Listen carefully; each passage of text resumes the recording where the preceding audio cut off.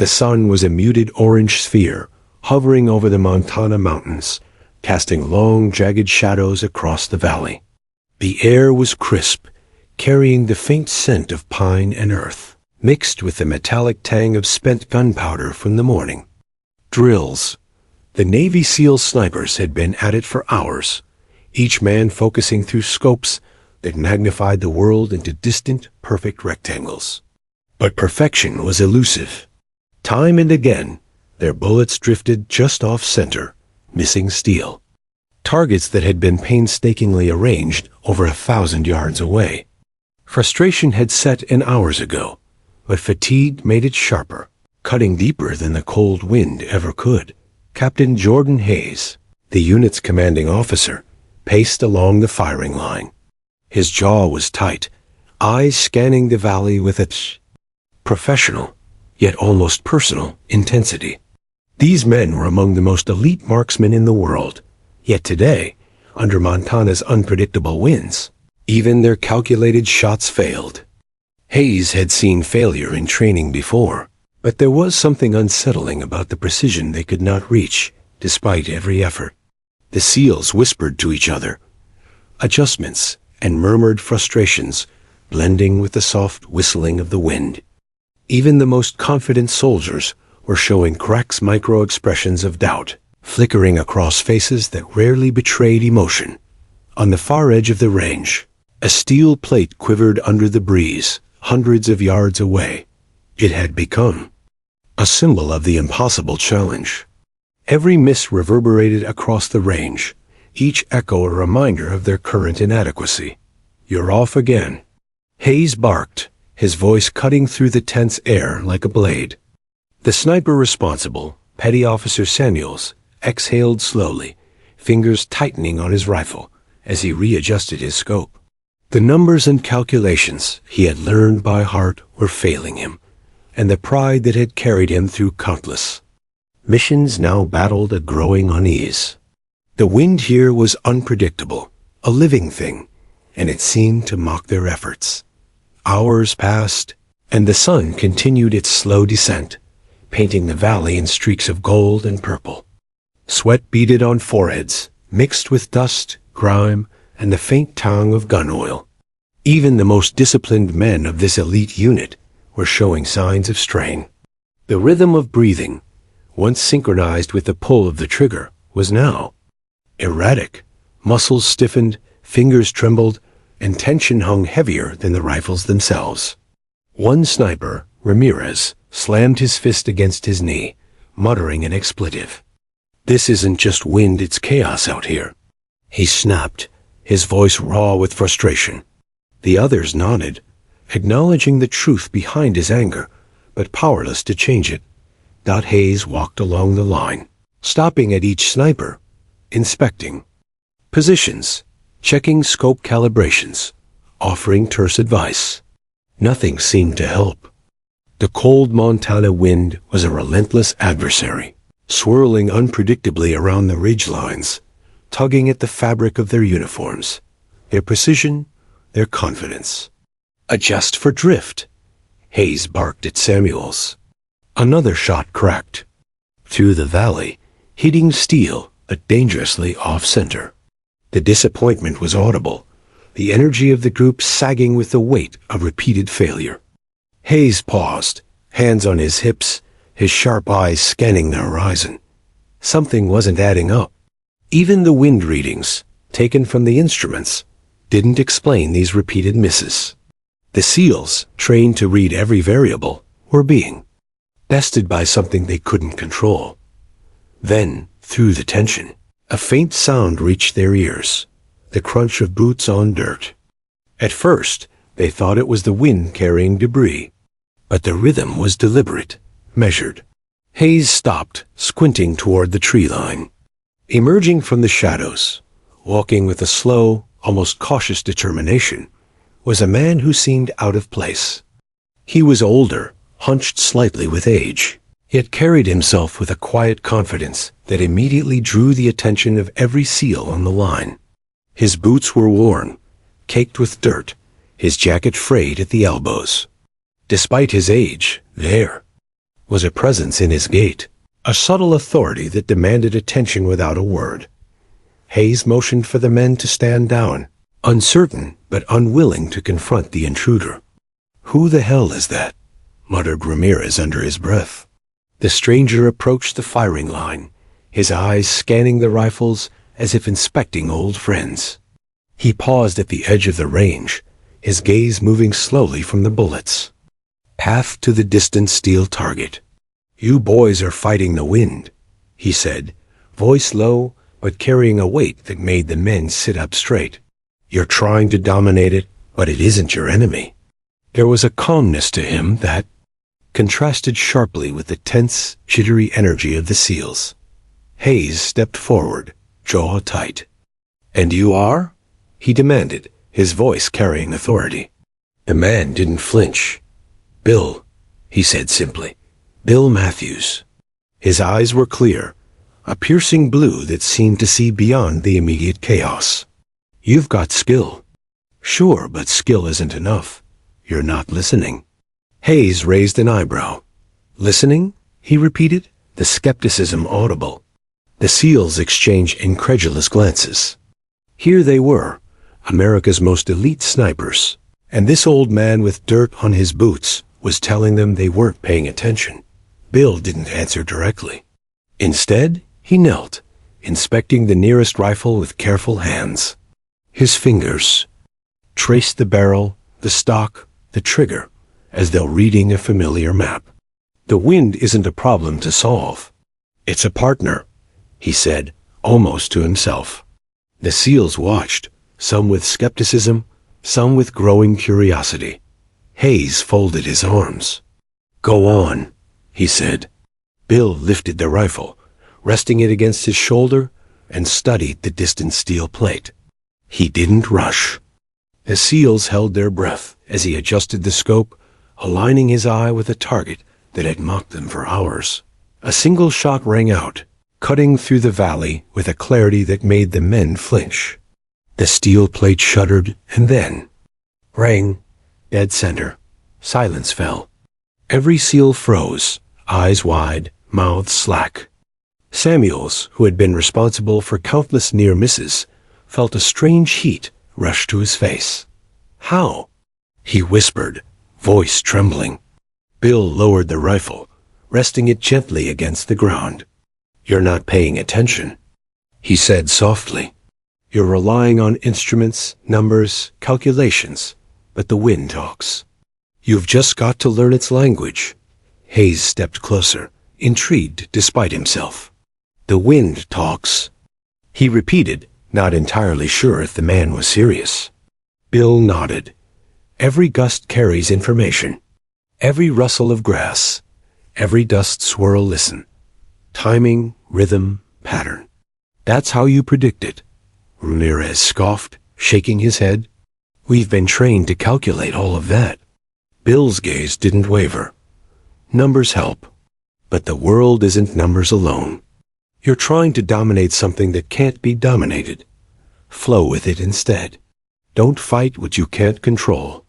His calm, deliberate words carried weight, and for the first time that day, the snipers felt a spark of humility and hope. Bill didn't stop at philosophy. He demonstrated. Kneeling, he adjusted for a subtle shimmer in the distant heat waves, whispered to the wind as though speaking the secret, and squeezed the trigger. Another crack echoed through the valley. Another dead center hit. The SEALs watched. In awe, the impossible, elusive target was falling repeatedly under his guidance. "See?" he said quietly. "Not skill alone. Observation, patience, respect." The men absorbed every detail, the tension replaced by a mix of amazement and annoying recognition.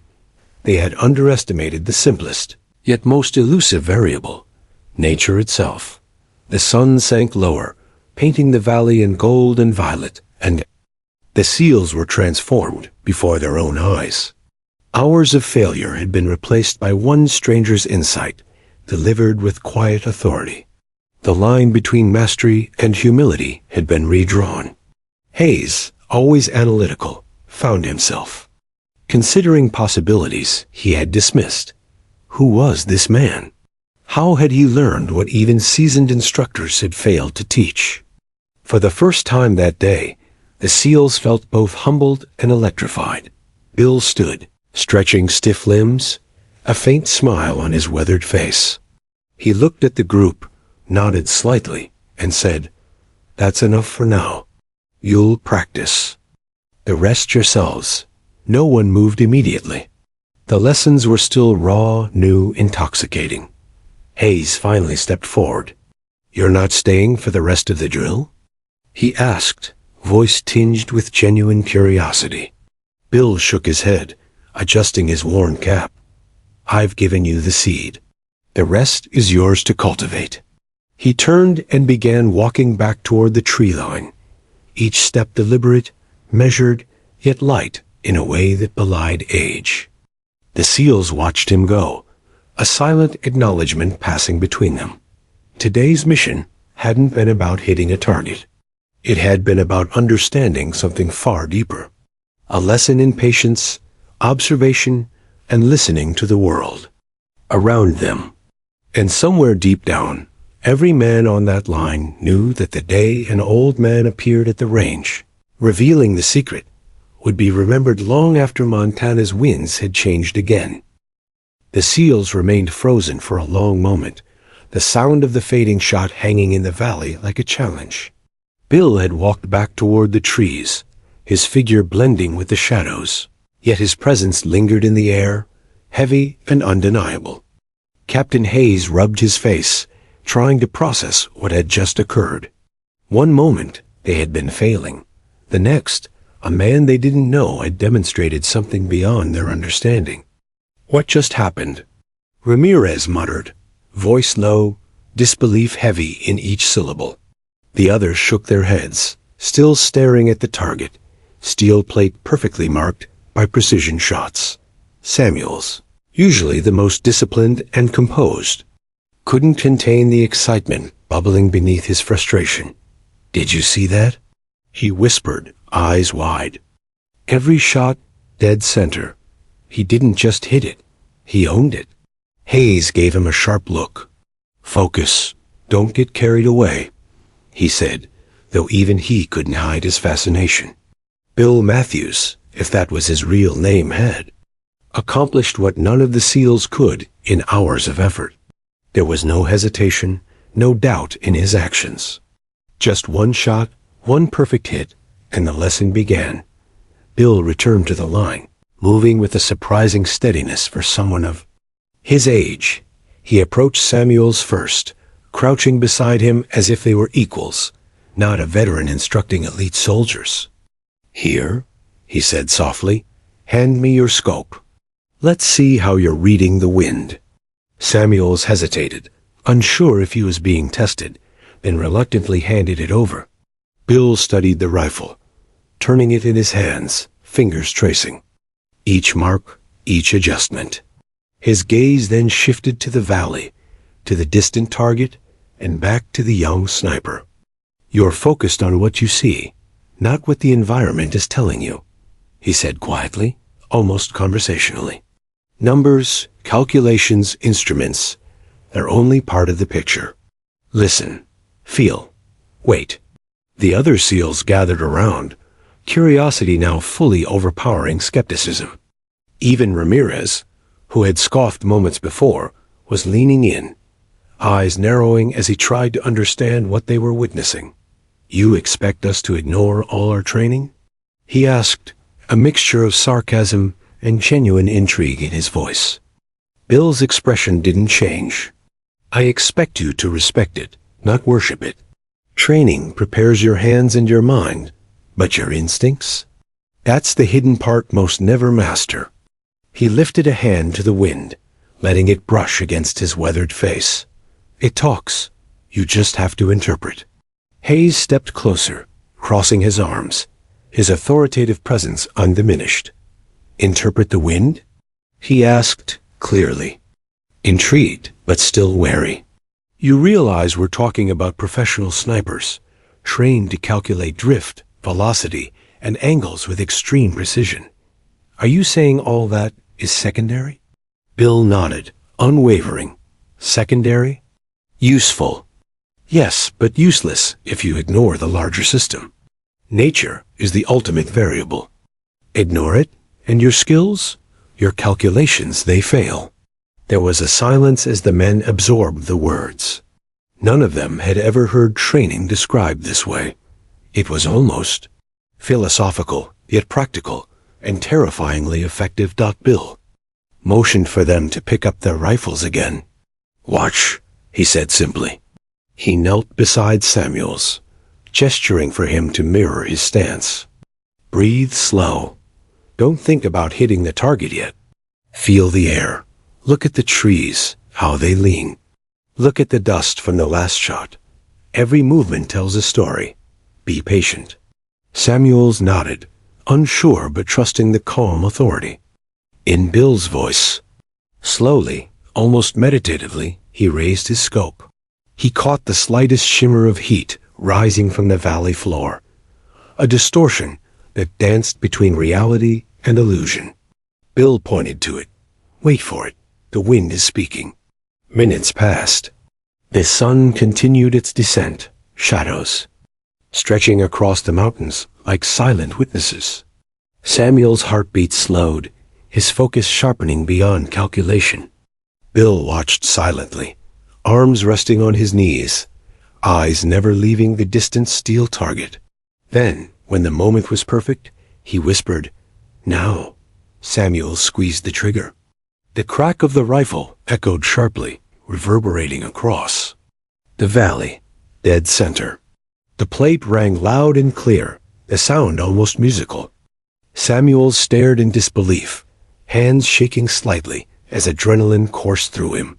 I hit it," he whispered. Bill nodded, quietly approving, yet without a hint of triumph. The other SEALs rushed to the line, eager for their turn. Ramirez, skeptical but intrigued, took the rifle next. "If this works, I'll eat my hat," he muttered, though there was no humor in his tone. Bill crouched beside him again, guiding posture, breath, and timing. "Don't force it. The wind will do the work if you let it. You just need to be in sync." Ramirez took a slow breath, watching the dust and leaves swirl in subtle patterns, as if reading invisible lines of instruction written in air. He adjusted, waited, and fired. Another perfect shot. The valley seemed to hum with their newfound understanding. Every SEAL who followed Bill's guidance began connecting with targets that had frustrated them for hours. The lessons weren't just about rifles. They were about patience, observation, and surrendering pride. Hayes, pacing the line, couldn't hide his growing admiration. He stepped closer to Bill, curiosity now entirely outweighing skepticism. "You're saying all our experience is incomplete?" he asked quietly. Bill smiled faintly, eyes reflecting memories too deep for words. "Incomplete, yes. You have skill, discipline, and instinct, but you're ignoring the simplest teacher of all the world around you." As the sun dipped further, casting purple shadows over the valley, Bill shared more secrets. How the sway of a distant tree could predict gusts. How heat waves created mirages that could mislead even the most precise calculations. How the flight of birds and the whisper of distant branches carried information about currents invisible to instruments. The SEALs listened, absorbing the wisdom like sponges, every word shaping their understanding in ways months of traditional training had not. The tension of earlier frustration gave way to exhilaration, a raw, almost spiritual connection between man, weapon, and environment. Finally, as twilight embraced the valley, Bill stepped back. "You've seen the start," he said, voice calm yet carrying weight. "The rest is practice, observation, patience, trust. The rifle is just the tool. You are the instrument, not the wind, not the target, not even the numbers. You." They. SEALs felt the profound weight of his words. They were elite warriors, trained to dominate every variable, But here, an old man had shown them a new dimension, one that combined skill with humility and intuition. As they packed up, the men kept stealing glances at Bill. Who was he really? His age suggested a lifetime of experience, his calm authority impossible to fake. Hayes, always analytical, couldn't shake a growing sense of respect mixed with awe. "Where did you learn this?" he asked, curiosity tinged with disbelief. Bill's eyes darkened slightly. "A long time ago, in a place where a mistake meant you didn't come home. You either learned to read the world, or you didn't survive." His words hung in the cool Montana air, heavy with unspoken history. The SEALs finally began leaving the range, but the lessons lingered. Each man's mind raced, replaying the subtle movements of air, dust, and leaves that Bill had taught them to see. The rifles they carried were no longer just tools.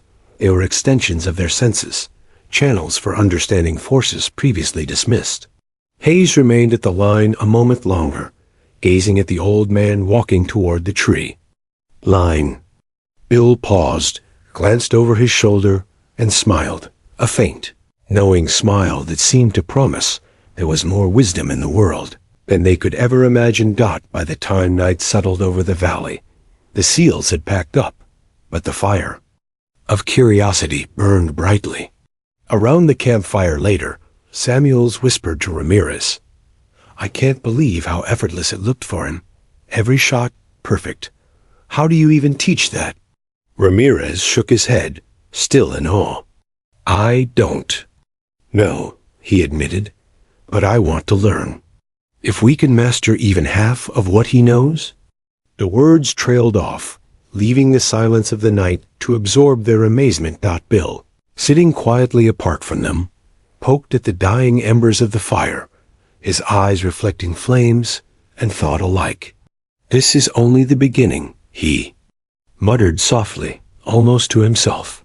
He had given them a glimpse of something larger than skill, a doorway into a deeper understanding of the world, their craft, and themselves. And though he remained an enigma, one fact was clear: the SEALs would never forget this day. The old man had arrived, revealed the first secret, and vanished into the shadows. But the lesson had begun, and it would shape every bullet, every mission, and every mind moving forward. The night settled over the Montana Valley like a heavy blanket, dark and quiet, except for the faint crackle of the SEALs' campfire. Shadows danced across their faces as they sat in contemplative silence, rifles resting against logs, fingers tracing the familiar contours absent-mindedly. Samuel stared at the dark silhouette of Bill, who seemed almost part of the shadows, his posture calm and deliberate. The wind whispered through the pines, carrying subtle sounds, leaves rustling, distant animals stirring, at the snipers hadn't noticed before. Bill's earlier words resonated with an almost spiritual weight. "The wind speaks. You just have to interpret." Hayes, ever the analytical mind, leaned forward, elbows on his knees. "Bill," he began, voice low, measured, "explain exactly what you mean. How do we listen to the wind? Every variable we've been trained to measure has limits? You're saying it's more than that?" Bill nodded slowly, his gaze distant as though he were peering through time. "Exactly. Numbers, instruments, all of it helps. Yes, but the real lesson is in observation, patience, intuition. The environment communicates constantly. You just have to notice. Watch the dust, the grass, even the flight of birds. They tell you everything you need to know if you pay attention." Ramirez, still skeptical but intrigued, leaned back against his log. "So, you're saying all our experience, all our years of training, it's incomplete?" Bill gave a small smile, one that was both patient and knowing. "Incomplete isn't a failure," he said. "It's opportunity. You've been trained to fight, to dominate, to calculate. But to truly master precision, you have to flow with the environment instead of against it. The wind, the heat, the tiniest shifts in terrain, these aren't obstacles. They're partners.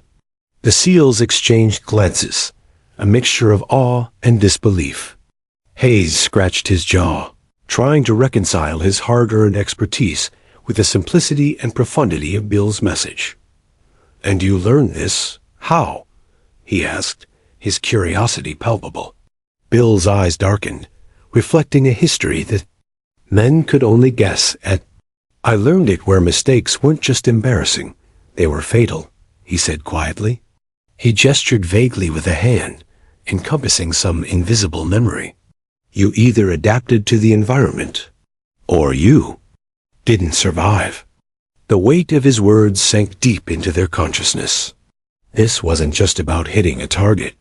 It was about life, death, and understanding the world itself.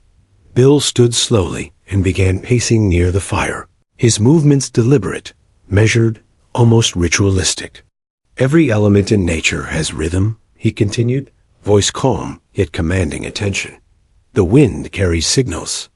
It shifts subtly, sometimes predictably, sometimes chaotic, but it always speaks. Watch the sway of a tree branch, the shimmer of heat over the valley floor. Even the flight of a crow or hawk tells you about currents invisible to instruments. Your equipment is a tool. Your eyes, your mind, your senses, they're your real instruments." Samuels, still processing, raised a hand. "You're saying we've been looking at this all wrong. We rely on gear, instruments, calculations, but you're teaching us something almost instinctual?" Bill nodded. "Instinct is part of it, yes. But it's refined by observation, by patience, by experience. You've been trained to respond. I'm teaching you to anticipate, to feel, to trust not only your skill, but the world itself." The fire crackled as Bill leaned back against the log, crossing his arms. "Let me show you." He picked up a small twig and tossed it lightly into the air. It swirled in the wind before landing several feet away. "See how it drifts? See how the breeze pulls it? That's a microcosm of the environment. If you can read this, you can read a 1,000-yard shot.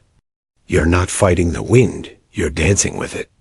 The seals watched intently, noting the subtle patterns, realizing for the first time how much they had been ignoring, blinded by technical mastery, but deaf to nature's cues.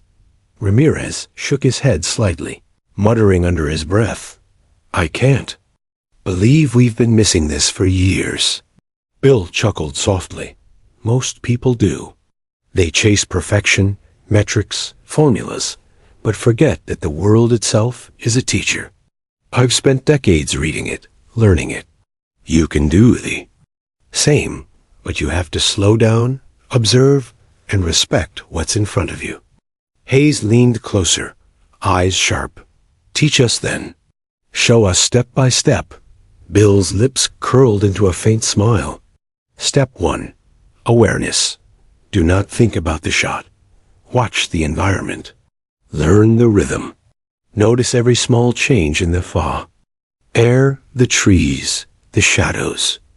Do not anticipate mechanically. Anticipate naturally. When you are ready, let the shot happen, rather than forcing it." The seals nodded, absorbing every word.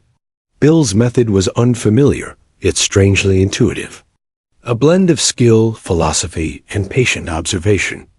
They realized that all their years of rigorous training had prepared their bodies, but their minds had been confined to a narrow set of rules.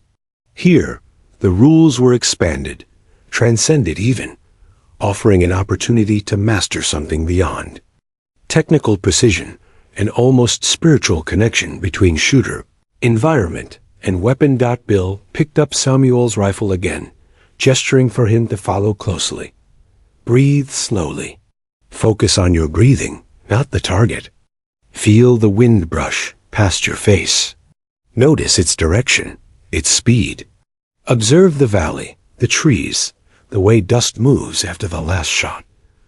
Let your eyes and ears gather information. Let the wind guide you, not the other way around. Samuels nodded, trying to quiet the internal tension that came from years of precise, controlled training. He lifted the rifle slowly, guided by Bill's hand and voice. Time seemed to stretch. Each second waited with anticipation. He caught the slightest shimmer in the air, a distortion from heat that had always been overlooked. Bill whispered, "Wait, now." The trigger clicked.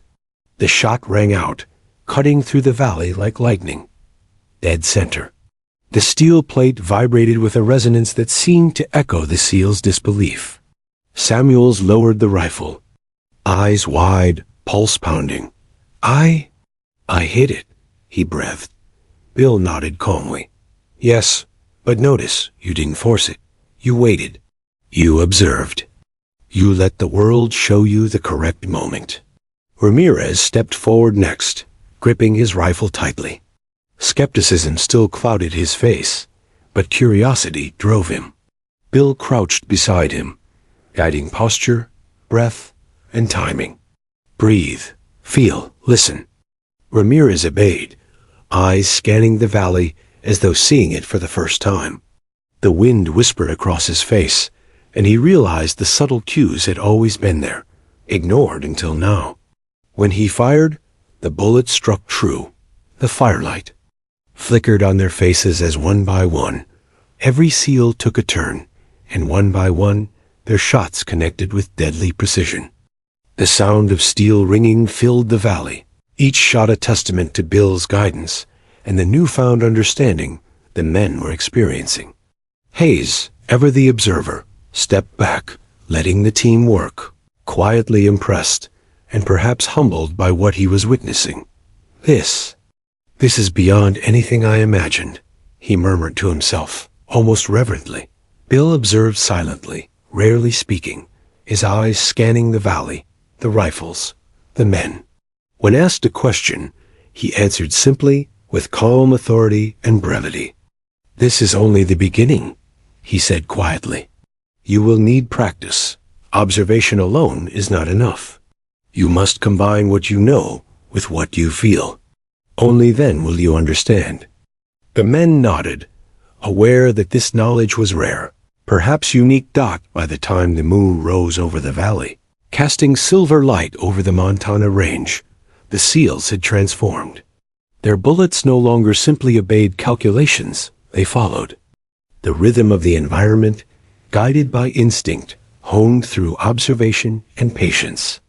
Bill Matthews, the old man, remained an enigmatic figure at the edge of the fire, content to watch rather than lead.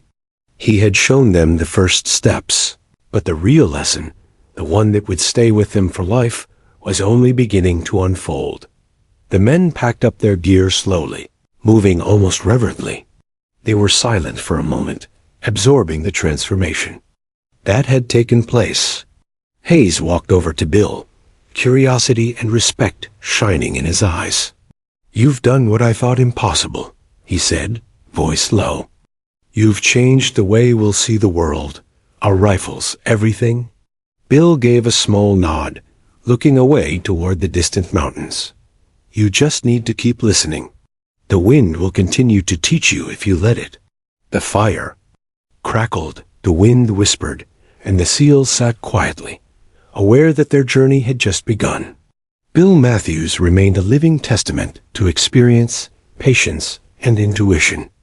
And though the night would eventually claim him behind the trees, his lessons precise, unorthodox, and profound had already taken root, promising to guide these elite warriors far beyond the limits of their previous understanding. Dawn broke slowly over the Montana mountains, painting the valley in pale gold and lavender. The crisp air smelled faintly of pine and damp earth, carrying with it the subtle whispers of wildlife stirring from the night. The SEALs, still processing the previous day's lessons, assembled their rifles in silence. Something had shifted overnight. The frustration that had clouded their focus now mingled with a cautious excitement. Bill Matthews, the enigmatic old man who had appeared from nowhere, now moved among them with a quiet authority, his eyes constantly scanning the terrain, reading the wind as if it were a language. Captain Hayes adjusted his scope and glanced at the team. "Remember what he said," he reminded them. "Observation first. Precision will follow."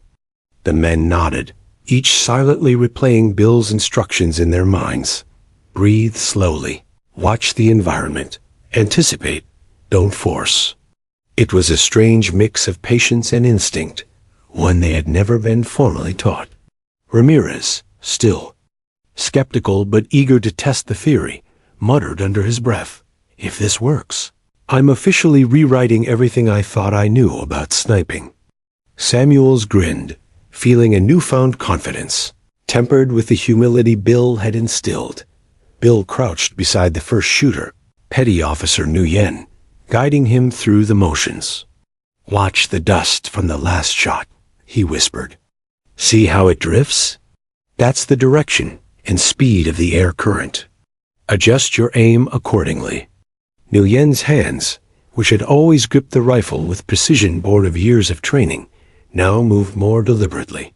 Each adjustment was small, subtle, almost imperceptible, but guided by awareness rather than calculation. When he fired, the steel plate at 1,000 yards rang perfectly. The crack echoed across the valley like the final note of a symphony. Nguyen lowered his rifle, stunned at how effortless it felt. Bill moved silently to Ramirez next. A younger sniper's face showed skepticism, but his body betrayed eagerness. "Don't rush," Bill said. "You're trying to dominate the air. Let it partner with you instead." Ramirez exhaled, letting tension leave his shoulders. He followed Bill's gaze, noting the tiniest variations in the trees, the shimmer above the distant target, and the way the wind carried dust across the valley floor. "Feel it," Bill instructed, hand brushing the rifle lightly to guide him. "Anticipate, don't force." Ramirez fired. The bullet struck perfectly. Shock and disbelief crossed his face. "How?" he muttered. Bill only nodded, his calm demeanor unshaken. Hayes observed quietly, realizing that the lessons were as much psychological as they were technical. Bill's methods were unconventional, yet effective. He had stripped away the reliance on instruments and calculations and replaced it with something deeper, instinct sharpened by observation and patience. It was the kind of skill that couldn't be taught in manuals, the kind of wisdom earned only through years of experience, often in life or death situations. Hayes felt a mix of admiration and unease. Here was a man who had survived something he could barely imagine, and he was teaching it to the most elite soldiers in the world. Bill then addressed the entire team, moving slowly, voice steady. "You're all excellent marksmen," he began. "But skill alone isn't enough. Nature is unpredictable. You need to respect it, anticipate it, and work with it. Every gust of wind, every shifting shadow, every ripple in the air, it's communicating. Learn to listen, and your shots will follow naturally." His eyes met each man's in turn, and they felt the weight of his words.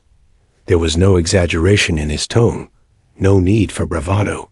He spoke from lived experience, and it resonated deeply.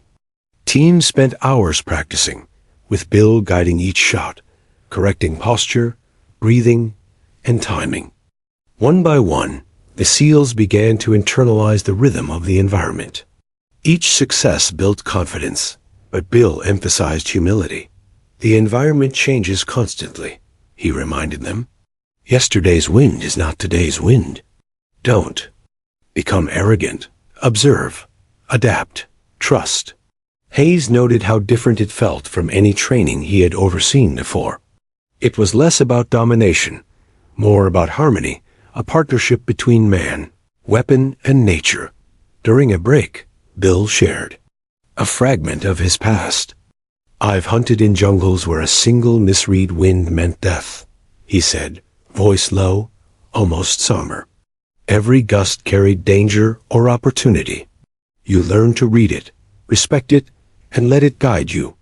The men listened in silence, imagining the danger, the stakes far beyond anything they had faced in controlled exercises. The weight of his experience hung in the air, lending credibility to every instruction, every whispered tip, every subtle demonstration. They were no longer just trainees. They were apprentices of a skill refined by life and death. Bill emphasized that this was only the beginning. "Today, you're practicing," he said. "Tomorrow, you'll need to integrate this into real conditions. The key isn't just hitting the target, it's understanding the forces around you and trusting yourself to act in harmony with them." Hayes nodded, recognizing the depth of what was being taught. He had commanded missions in hostile environments, yet even he felt challenged by the simplicity and complexity of Bill's approach combined. It was revolutionary in its subtlety. The valley's wind shifted unexpectedly, a gust twisting unpredictably through the range. Bill adjusted his own stance to demonstrate. "See that? It's subtle, but if you notice, it tells you where your bullet will drift. Align, adjust, wait." The SEALs followed his example, watching carefully. When the next round fired, the steel target shattered perfectly. The men realized that they were learning to predict, not merely react. Each shot became a conversation with the environment, a silent negotiation with forces they had never considered. Partners before Dot, as the day progressed, the lessons grew more complex. Bill instructed them to note the angle of sunlight reflecting off the valley floor, the way shadows shifted across the terrain, and the subtle rustle of distant trees. "These aren't distractions," he emphasized. "They're clues. Nature speaks constantly. Learn to listen." The SEALs, initially skeptical, began to see the patterns. Their rifles, once instruments of force and calculation, became extensions of their senses, tools for harmonizing with the unpredictable environment. Every shot, every adjustment, every observation reinforced the profound simplicity of Bill's philosophy. Respect, observe, trust, and act. By late afternoon, the SEALs had fired hundreds of rounds with unprecedented accuracy. As steel targets rang continuously, evidence of their transformation. Hayes noted with quiet satisfaction that the men were no longer frustrated or tense. Their movements were fluid, breaths synchronized with shots, minds engaged in careful observation rather than frantic calculation. Bill watched, content but vigilant, guiding subtly where needed, allowing them to make discoveries themselves. The transformation was not just technical, it was psychological. Confidence had replaced doubt, humility had tempered arrogance, and respect for forces beyond human control had become central to their approach. When the sun finally dipped behind the mountains, casting the valley in shadow, Bill gathered the SEALs. "You've done well," he said, voice calm, carrying the authority of experience. "But this is only the beginning. The real mastery comes from integrating observation with execution under pressure, when stakes are real and consequences severe. Remember, skill without understanding is fragile. Understanding without skill is wasted. Together, they are lethal. Alone, they are limited. Keep this in mind." His eyes swept across the group, lingering on each man as though imprinting the lesson directly into their minds. Hayes stepped forward, impressed. "You've changed the way we see everything: our rifles, our environment, even ourselves." Bill nodded, eyes reflecting both pride and caution. "Good. Now, the real test will be keeping it. Mastery is not about one perfect day. It's about repetition, observation, humility, and trust. Learn to listen, and you'll never truly fail. Ignore it, and even the best rifle in the world is useless." The SEALs absorbed the words in silence, realizing the profound implications. They weren't just learning to hit targets. They were learning a philosophy of precision, patience, and perception. As the team prepared to leave the range, the wind whispered through the pines once more, carrying a subtle promise. This was the start of a journey far greater than any training regimen, far more valuable than any calculation or instrument could offer. Bill Matthews, the old man who had appeared like a ghost, remained at the edge of their vision, enigmatic and eternal. And though the night closed in around them, the lessons and the presence of the man who had revealed them lingered in every breath, every thought, and every heartbeat. The next morning, the Montana Valley awoke to a muted hush. The air carried a crisp chill, and the first rays of sun glinted off dew on the pines, highlighting the rugged contours of the mountains.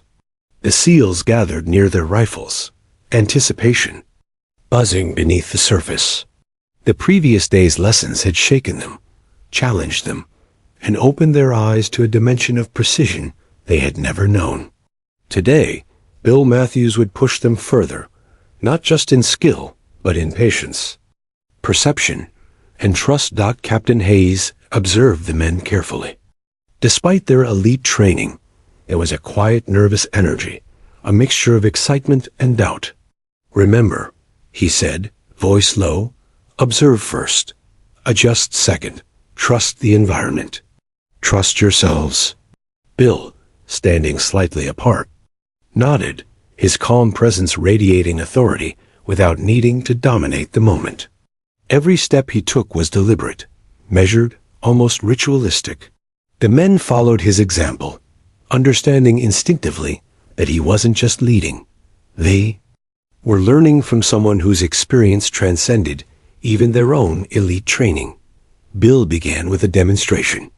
He knelt behind a rifle, positioning himself with the careful attention of a surgeon preparing for a delicate procedure. "Watch the valley," he instructed. "Every movement, every shadow, every swirl of dust is a signal. Nature communicates in patterns, if you're willing to see them. You cannot force understanding, you can only receive it." The SEALs leaned forward, eyes narrowing as they scanned the distant target. For the first time, they weren't thinking about hitting the steel plate. They were watching, observing, learning the rhythm of the air, the play of light, the subtle cues of their environment. Samuels raised his rifle first, replicating the posture and breathing patterns Bill had taught. He let the wind brush against his face, counting each subtle gust. The previous day's frustration had been replaced by a strange focus, an almost meditative patience. The seconds stretched, each one weighted with attention and intent. When he finally squeezed the trigger, the rifle cracked through the morning stillness. The steel plate rang true, dead center.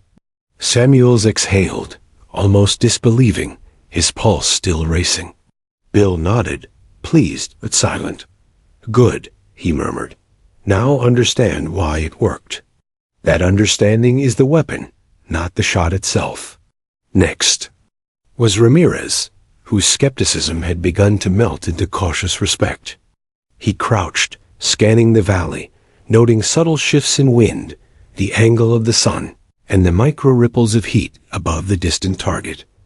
Bill whispered guidance. "Feel it. Don't force it. Align with the rhythm, not the numbers." Ramirez exhaled slowly, letting instinct take over, and fired. The shot rang true, sharp and precise.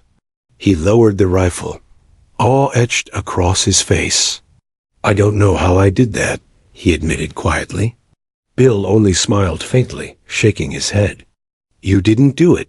The wind did. You just listened." Hayes stepped forward, inspecting his team with growing admiration. "He's changed the way you see everything," Hayes said quietly to himself, almost in awe. "Not just rifles. The air, the valley, even yourselves." Bill's teaching transcended technique. It was philosophy, life lessons embedded in action. The SEALs realized that their traditional training had been only a foundation. The real skill, the mastery, came from connecting with the environment and themselves. Today wasn't just a training exercise. It was an awakening, a revelation of something profoundly simple, yet nearly impossible to teach. Bill turned to the remaining snipers. Each of you now understands the basics. But mastery comes from integrating observation, patience, and execution under pressure. You must internalize the environment. Trust your instincts. Anticipate, but do not force. Let the rifle, the wind, and your senses work as one. His gaze swept over each man, lingering, almost like a teacher imprinting a final lesson. The rifle is just a tool. You are the instrument. Remember that. His words, calm yet commanding, resonated deeply with the SEALs, many of whom had spent years in war zones without ever feeling this kind of connection to their craft. The exercises intensified. Bill instructed them to take longer-range shots, accounting for new variables, subtle wind shifts, variations in terrain, and light distortion from heat waves. Each adjustment demanded not brute force, but careful observation and patience. Ramirez fired again, noting the microsway of a tree and the shimmer above the distant plateau. The bullet struck true. One by one, the team followed, each shot a confirmation that Bill's philosophy wasn't just theory, it was deadly effective in practice. Even Hayes, experienced in countless operations, felt the depth of what they were learning. Between exercises, Bill shared fragments of his own history. I've operated where the wind can kill you, where missing isn't an option, and every micro-clue matters. You either learn to read it, or you don't return. His voice carried weight, unshakable authority, and the gravity of real experience. The SEALs listened intently, imagining the peril, the intensity, the stakes beyond the range. They weren't just learning to hit a target. They were absorbing lessons forged in life-and-death circumstances, lessons that would define precision. Under pressure for the rest of their careers. As the sun rose higher, the training became more complex. Bill challenged the SEALs to consider secondary factors. How light refracted through mist, how distant animal movement could indicate wind.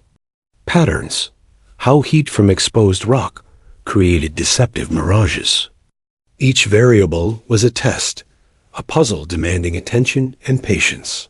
The SEALs learned to anticipate rather than react, to observe rather than assume, to trust rather than dominate. Every shot became a conversation with the environment, a negotiation with forces beyond human control. Samuels fired again, hitting the target dead center despite an unexpected gust. Ramirez followed, adjusting instinctively to the micro-changes in the valley's air currents. Each man began to internalize what Bill had imparted. Mastery was about harmony, not domination. Hayes noted the transformation. The men moved with quiet confidence, synchronized with the environment, patient yet precise. The rifles, once instruments of calculation, had become extensions of their perception. Observation and patience were now as lethal as skill. Bill observed silently, offering subtle corrections, guiding posture, breathing, and focus. He allowed the men to discover, to feel, to trust. You are not just shooters, he said quietly. At one point, you are observers, interpreters, partners with forces greater than yourselves. Your weapon is only an extension of your mind, not a substitute for it. The SEALs understood instinctively. This was a philosophy as much as training, a framework for excellence under impossible conditions. By late afternoon, the SEALs had fired hundreds of rounds with remarkable precision. Steel plates rang continuously across the valley, evidence of their transformation. Bill's quiet guidance, patience, and insistence on observation had turned frustration into clarity. Hayes was quietly impressed, realizing that this training surpassed anything he had ever orchestrated. It wasn't just about hitting targets. It was about merging discipline, patience, and environmental awareness into a lethal, instinctive whole. When the sun dipped behind the mountains, casting the valley in long shadows, Bill gathered the men.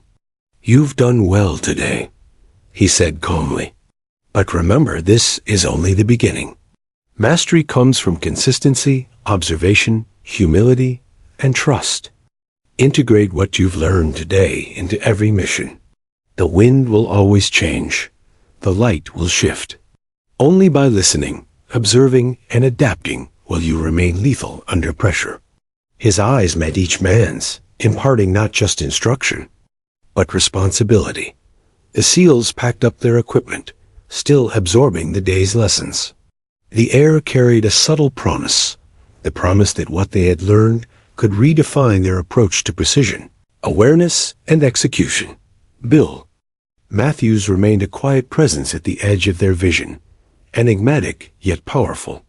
Though the day was over, the lessons were only beginning to take root, promising to guide the men far beyond what they had imagined possible. As the team returned to camp, a renewed focus and quiet confidence marked their movements. Every glance, every gesture, every breath seemed influenced by Bill's teachings. Hayes watched, silently acknowledging that this day would remain in their memories forever. Bill had not just improved their aim. He had transformed their understanding of their environment, themselves, and the invisible forces that governed precision. The Montana wind whispered through the valley once more, carrying with it the first echoes of mastery lessons learned from an old man who had revealed the secret. The morning mist clung to the Montana valley like a ghostly veil, wrapping the jagged ridges and dense pine forests in an ethereal gray. The SEALs moved through it silently, their boots muffled by damp grass, rifles resting across shoulders or cradled carefully in their hands. Yesterday's lessons with Bill Matthews had reshaped everything they thought they knew about precision and control. Today, the old man would challenge them further, not just to read the environment, but to anticipate it under conditions designed to disrupt their newfound harmony. Captain Hayes led the team toward the ridge overlooking the valley. He glanced at the men, noticing subtle changes in posture and expression. Confidence now mixed with humility, and focus replaced the tension and frustration of previous days. Samuels carried himself differently, scanning the horizon as much as the target. Ramirez had shed his skepticism entirely, every motion now tempered with careful observation. The transformation was evident, but Hayes knew that Bill's lessons would demand more than skill. It required patience, intuition, and trust in forces unseen. Bill Matthews waited at the top of the ridge, leaning slightly on a walking stick. His eyes flicked across the valley floor, catching the slightest shift in wind and temperature. "Today," he said, voice calm but commanding, "you'll shoot in conditions that will test your observation, your patience, and your judgment. I will change the environment's subtly shifts in wind, moving shadows, varying light, and you will adjust without relying on calculations alone. Your goal is not merely to hit the target, but to understand why each shot succeeds or fails." The SEALs nodded, feeling both apprehensive and eager. The first exercise began with Samuels. Bill motioned for him to position the rifle on a small tripod.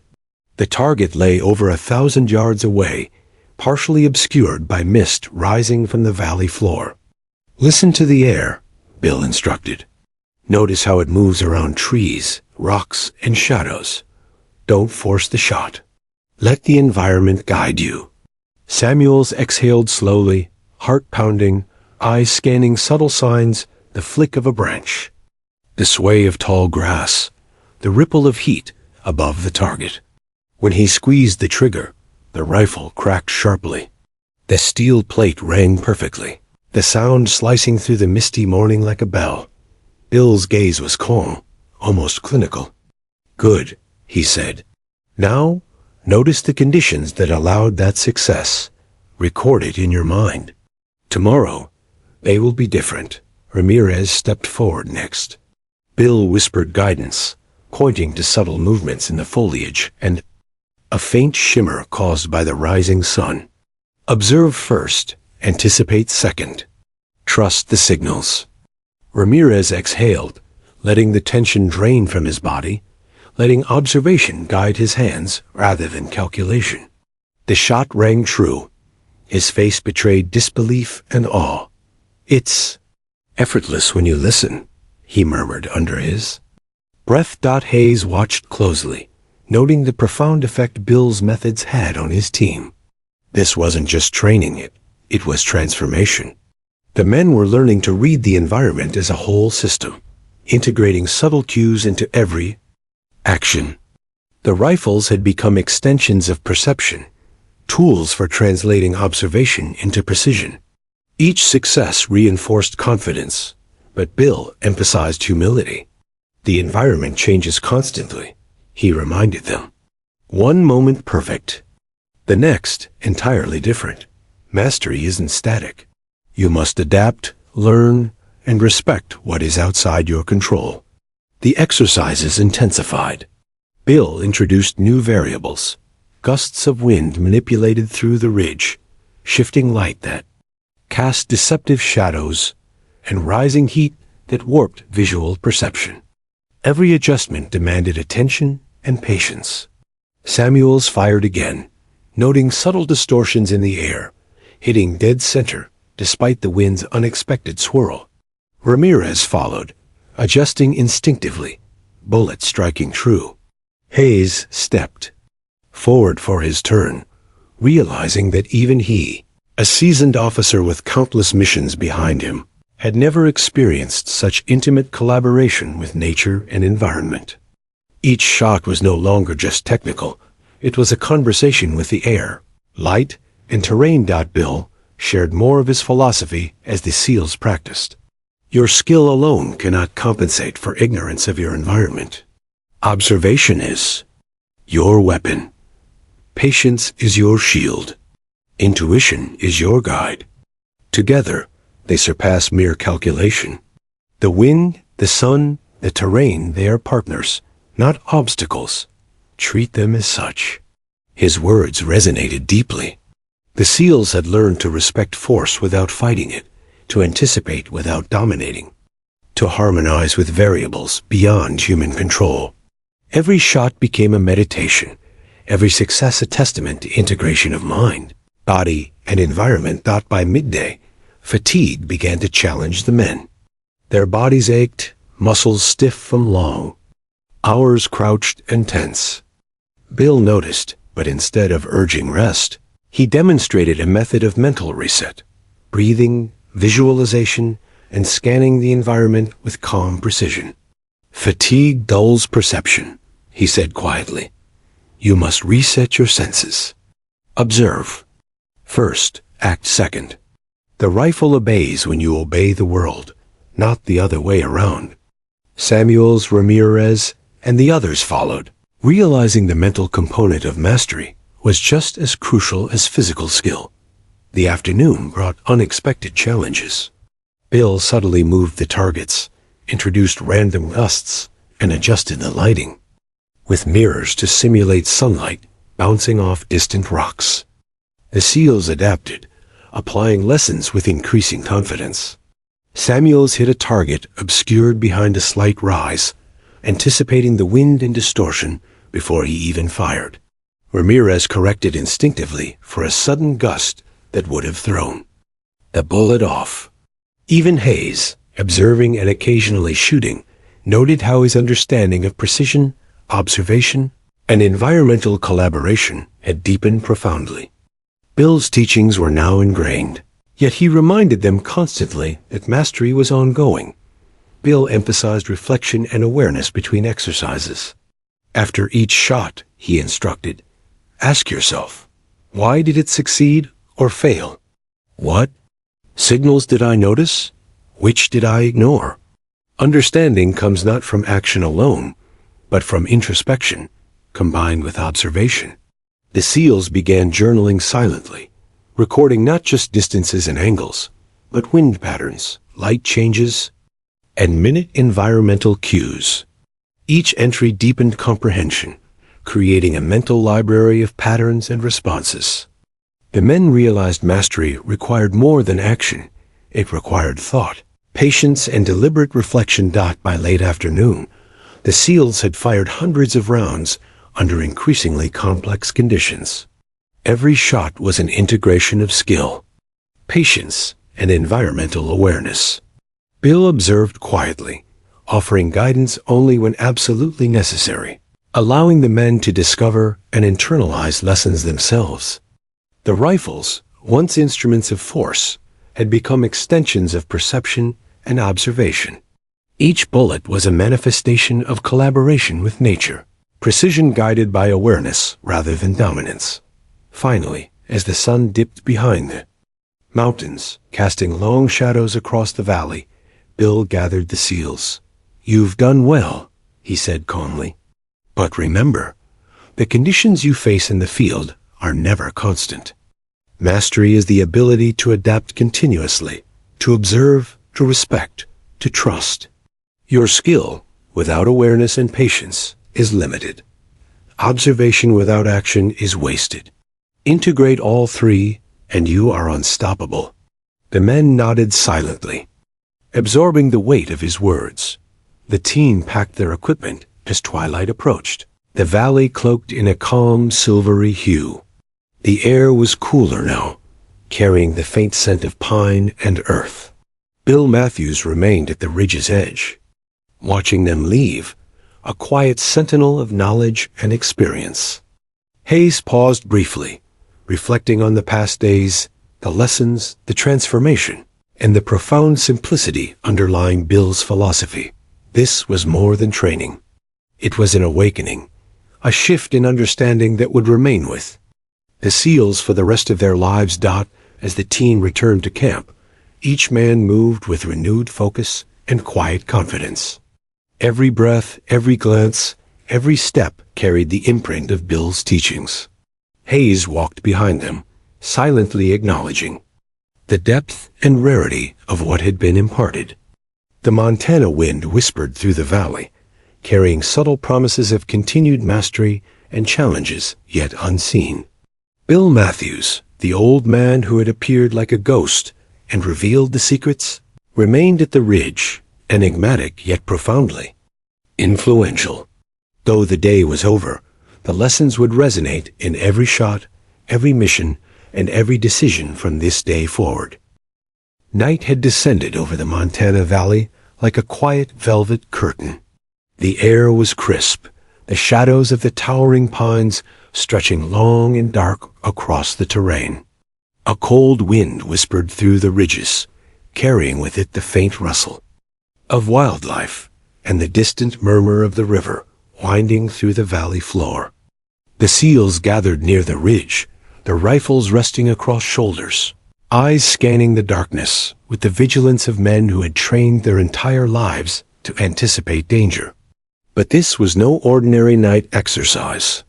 Tonight, Bill Matthews would challenge them as never before.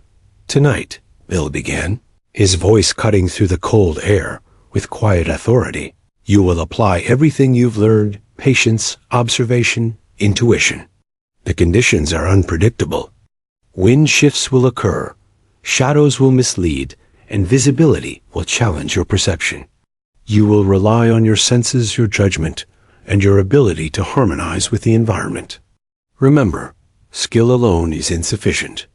Trust what you see, what you feel, and what you know instinctively." The SEALs nodded, the weight of anticipation settling over them like a tangible presence. Samuels took the first position, his rifle leveled at a distant target, barely visible in the moonlight. The faint glow reflected off steel, obscured by shadows and drifting mist. He closed his eyes for a brief moment, inhaling deeply, centering himself. The lessons from the past 6 days coursed through his mind. Observation, patience, intuition. Every small movement of air, every rustle in the trees, every flicker of light across the valley became a signal. Samuels exhaled slowly, aligning his senses with the environment, letting it guide him rather than the other way around. A sudden gust of wind swept through the ridge, tugging at the hair on Samuel's neck and rippling across the valley floor. Instinctively he adjusted, accounting for the microshifts he had learned to read. The trigger squeezed smoothly, almost imperceptibly. The crack of the rifle echoed through the valley, startling an owl from a nearby tree. The steel plate rang. True, a sharp, resonant note. Samuels exhaled, heart pounding, realizing that the precision was not just in his hands or calculations. It was a union with the environment, an understanding he had never possessed before. Ramirez moved next, crouching. In the shadows, his breathing steady, muscles tense but controlled. Bill crouched beside him, pointing out subtle cues, the sway of the grass, the angle of moonlight filtering through the pines, the faint shimmer of heat rising from rocks. Observe first, anticipate second, Bill murmured. Do not force. The shot, let the environment speak to you. Ramirez followed, letting the cues guide his adjustments. When he finally fired, the bullet struck dead center, the steel target winging clearly in the quiet night. He lowered his rifle, astonished. It's like it's reading me as much as I'm reading it, he whispered. Hayes stepped forward, observing his team with growing pride and awe. This is beyond training, he muttered to himself. This is transformation. The SEALs were no longer just shooters. They had become observers, interpreters, and partners with the elements around them. Bill had stripped away their reliance on instruments and brute calculation, replacing it with something far more powerful: awareness, patience, and intuition. The rifles had become extensions of their perception. Instruments not just of force, but of harmony. Bill moved among them, offering subtle guidance and corrections, never overtly dominating, letting the men discover solutions themselves. Remember, he said quietly, the environment is never static. One moment it cooperates, the next it tests you. Observe, anticipate, adapt. Mastery is not perfection. It's flexibility under pressure, the ability to respond with precision. When conditions change, the men absorbed this, feeling the tension of each shot, the exhilaration of success, and the humility that came with understanding forces beyond their control. The night deepened, and Bill introduced further challenges. Targets were partially obscured behind natural cover, shadows played tricks on perception, and gusts of wind shifted unexpectedly. Every shot demanded acute awareness, patience, and adjustment. Samuels fired again, correcting instinctively for a sudden puff of air that might have thrown off a less observant sniper. Ramirez followed, making precise adjustments based on cues invisible to anyone who lacked training in observation. Even Hayes, experienced in countless operations, felt the profound difference in his approach. Each bullet was a conversation with the world, not a simple calculation. Bill shared fragments of his own history as they practiced. I've operated in jungles, mountains, deserts, where missing wasn't an option, he said. Every gust of wind, every shift in shadows, every ripple of heat could be the difference between life and death. You must observe, trust, and adapt. The rifle is an extension of your awareness, not a substitute for it. His words resonated deeply, lending weight to every instruction and every adjustment. The SEALs weren't just learning to hit targets, they were learning to survive, to thrive, and to master forces beyond human control. By midnight, the SEALs had fired hundreds of rounds under increasingly complex conditions. Each shot reinforced lessons of observation, anticipation, and harmony with the environment. Misty swirls obscured vision, moonlight glinted off leaves, and unexpected gusts of wind challenged their adjustments. Yet every sniper on the ridge succeeded, striking targets with precision that would have been impossible the day before. Bill's subtle guidance, combined with patient observation, had transformed the team into something greater than elite marksmen. They had become practitioners of a new kind of mastery. Hayes finally spoke, his voice low, reverent. We've never trained like this. It's something else entirely. Observation, patience, intuition, it's like a new language, a way to see and feel the environment. I didn't think it was possible. Bill only nodded faintly, his eyes scanning the ridge and the valley below. It is possible, he said softly, but only if you respect the world around you and yourself. The rifle obeys when you obey the environment, not the other way around. As the night wore on, fatigue began to weigh on the SEALs, but Bill emphasized mental reset over restlessness. When tired, observation dulls. Reset your senses. Breathe, scan, feel, only then act. The team followed, exhaling slowly, letting tension leave their bodies, and recentering their focus. Each subsequent shot was guided by calm awareness, rather than brute force, resulting in perfect precision. Samuels and Ramirez exchanged glances, silently acknowledging the profound shift within themselves. They were no longer frustrated by difficulty. They were learning to anticipate and harmonize with forces beyond human control. Finally, as the moon reached its zenith, Bill gathered the team near the ridge's edge. "Tonight you've learned more than technique," he said, voice calm yet weighty. "You've learned awareness, patience, and trust, the foundations of true mastery. But remember, every environment is different. Mastery isn't a single day. It's a lifetime of observation, adaptation, and humility. Keep listening, keep observing, and your skill will endure beyond calculation." The men nodded, absorbing the enormity of his message. The SEALs packed their equipment as dawn approached, the valley cloaked in soft, silver light. Each man carried a quiet confidence, tempered with humility and respect. The rifles had become more than weapons. They were extensions of perception and patience. Hayes walked behind them, silently reflecting on the past days, the lessons, transformations, and the wisdom imparted by Bill Matthews. This was more than training. It was a profound awakening, a shift in perception that would guide the team far beyond the confines of any standard exercise. Bill Matthews remained at the ridge, a silent sentinel, watching the team descend. Though the night's exercises were over, the lessons had taken root. The SEALs had experienced transformation, not only in skill, but in understanding, observation, and trust. The wind whispered through the pines, carrying with it subtle promises of future challenges and continued mastery. Bill had revealed the secret, and though the man himself remained enigmatic, his teachings would resonate with every shot, every mission, and every decision from that day forward.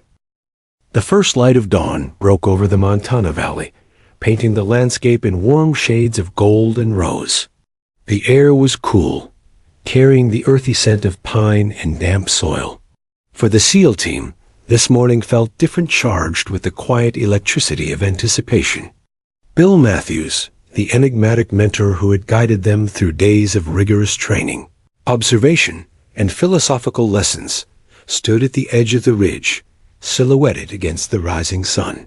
Today would be the ultimate test, applying everything they had learned under conditions that would challenge their perception, patience, and instincts to the absolute limit. Captain Hayes surveyed the valley below. The terrain was rugged, uneven, and dotted with natural obstacles that could obscure sightlines or mislead even the most experienced sniper. Bill had intentionally created a scenario designed to simulate the unpredictability of real combat. Shifting winds, scattered shadows, uneven light, and hidden targets. "Today," Bill said calmly, "you're not just aiming at steel plates. You're integrating what you've learned: observation, patience, intuition, and trust. Every factor matters. Every micro-cue counts. Let the environment guide you, and act with awareness." Samuels took the first position, rifle cradled carefully, eyes scanning the valley with heightened attention. He wasn't just looking at the target. He was reading the air, the movement of the grass, the shimmer of heat from rocks, and the subtle sway of distant trees. His breathing was controlled, slow, steady, a rhythm synchronized with the pulse of the world around him. Bill whispered. A reminder: observe first, feel second, act third. Samuels exhaled and squeezed the trigger. The bullet tore through the air, striking dead center despite an unexpected gust of wind. The steel target rang sharply, and for a moment, the valley was filled with an almost sacred silence. Ramirez followed, crouching behind natural cover. His mind was calm yet alert, each sense tuned to subtle environmental signals. Bill leaned. Beside him, gesturing to slight ripples in the grass and the angle of sunlight filtering through the trees. Adjust for the wind you can't see, anticipate the shadows, and trust your instincts, Bill instructed. Ramirez exhaled, letting the cues guide his hands rather than relying on calculations. The shot fired, and the target rang true once. More. He lowered the rifle, amazed at how seamlessly observation and action had fused. It's like the valley itself told me where to aim, he whispered. Hayes stepped forward next, observing his team. He felt a profound shift in their demeanor. They moved with quiet confidence, no longer frustrated by unpredictable conditions, but empowered by them. Bill had transformed them from elite marksmen into observers, interpreters, and partners with the elements. Hayes lifted his rifle, aligning himself carefully with the target. The subtle play of light and shadow tested his focus, but the lessons of the past days guided him. He exhaled, squeezed the trigger, and the bullet struck the steel. Plate dead center. He lowered the rifle, a smile tugging at the corner of his mouth. Unbelievable, he murmured, recognizing the depth of their transformation. Bill observed silently, offering only subtle guidance when necessary. Remember, he said quietly, skill alone is not enough. Observation, patience, and intuition, these are your true weapons. The environment is alive, always communicating. If you listen, it will guide you. If you ignore it, even the most precise rifle is useless. The men nodded, internalizing his words. Tonight would be the culmination of everything they had learned, a test of harmony, adaptation, and trust under pressure. The exercises intensified. Bill introduced multiple moving targets, scattered across the valley, some partially obscured by natural cover. Gusts of wind shifted unpredictably. Shadows played tricks on perception, and light distorted across uneven surfaces. Every shot demanded acute awareness, patience, and adjustment. Samuels fired again, accounting instinctively for a gust that might have thrown off a less attentive sniper. Ramirez adapted seamlessly, his bullet striking true despite shifting shadows.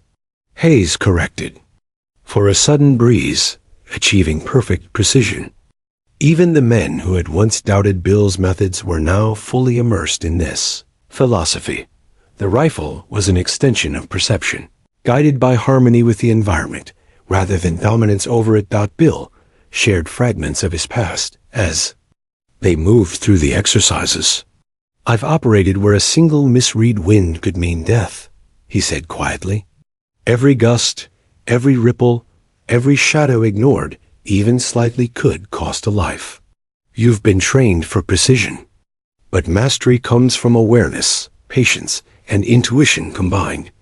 Observation informs action.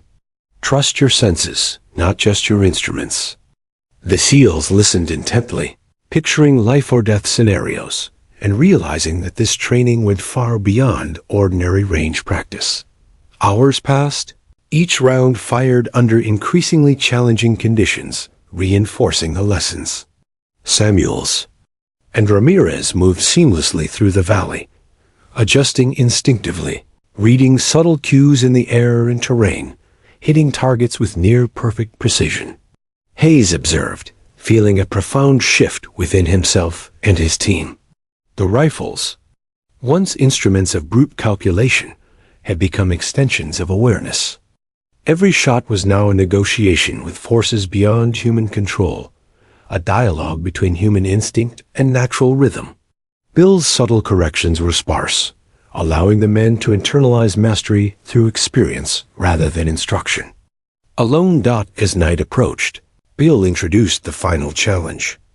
A target partially hidden behind foliage, obscured by shadow, with a swirling wind that changed unpredictably.